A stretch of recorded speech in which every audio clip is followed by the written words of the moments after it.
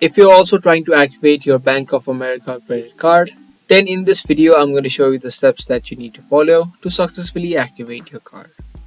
So if this video sounds helpful to you and if this is something that you want to learn, then make sure you keep watching this video until the end. Now firstly, what you need to do is search for Activate Bank of America credit card. Once you do, this link from Bank of America will open up. You just need to click on this link and it's going to take you to the website of Bank of America. Now in order to activate your card, you must first have the online banking service.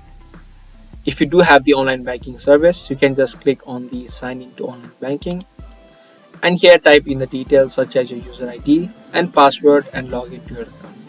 If you don't yet have the online banking or if you are not yet enrolled, you can click on the enroll in online banking. And from here you'll need to fill in some of the details such as the last 6 digits of your card or account number, your social security or your tax ID number. If you don't have this, you can click on don't have SSN or TIN and then you can type in your checking account or your savings account number, your debit card number and your PIN.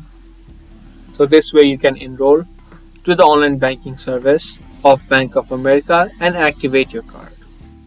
So if this video was helpful to you, be sure to let us know by giving this video a thumbs up